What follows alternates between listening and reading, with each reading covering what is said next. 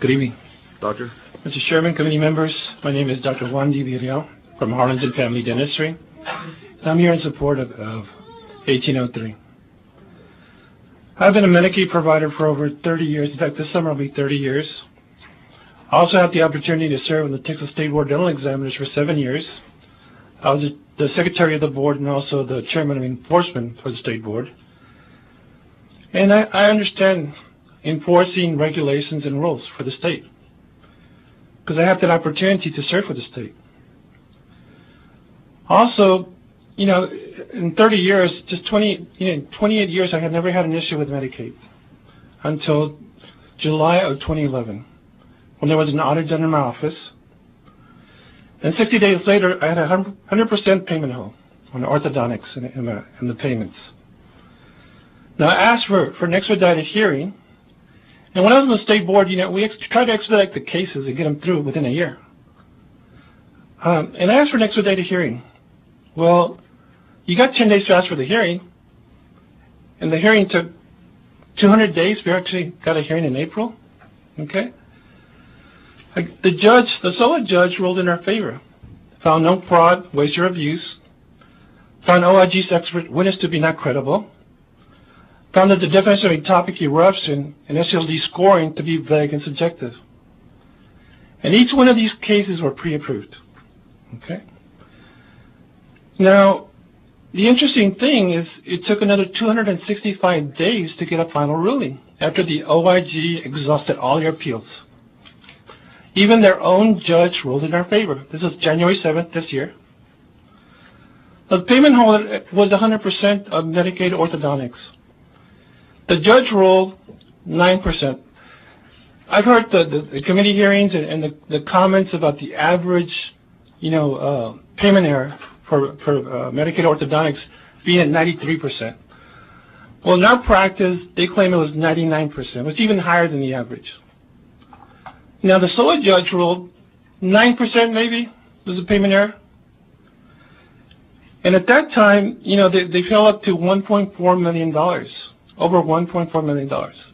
And you would assume that after the payment hearing, that they will return the $1.2 million that they overcharged me. They refused to do that. We went to the commissioner. The commissioner referred us back to the OIG's office. And basically, the only recourse that I have is to file a suit on the state, which I like to take the high road. I want to settle the situation, okay? So through all these committee hearings, I hear, Mr. Wilson and Mr. Stick talk about how they work with providers and they have informal hearings.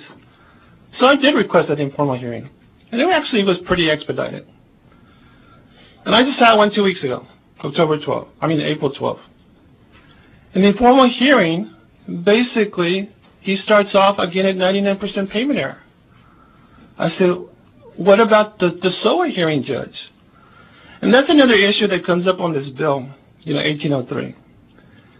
I think, as Mr. Berlanga mentioned, you have a chance to a SOA court or a district court with a district judge.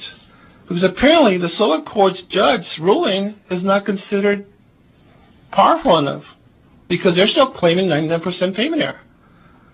Of course, he was gracious enough to say, look, I'll bring it down from $7.8 million to $2.6 million. I said, we followed every single Medicaid policy. These cases were approved. Where is the payment hold on TMHP? Their contract with the state was pretty explicit about verifying the scoring at 26 with medical consultants. Where is that they didn't do that and had clerks rubber stamping it? We as providers didn't know that. And in the audit of 2008 by OIG of TMHP, they found these discrepancies. They found that the dental director only saw 10% of the cases. And 90% of the cases were being seen by clerks that were not qualified. Now, nothing was done at the time because I think TMHP asked for a change order and more money. So, here we are, in 2013. I am an Army veteran, and I learned how to fight. I fought for my country. But here I am fighting my government, my own state government. in a situation that is not right.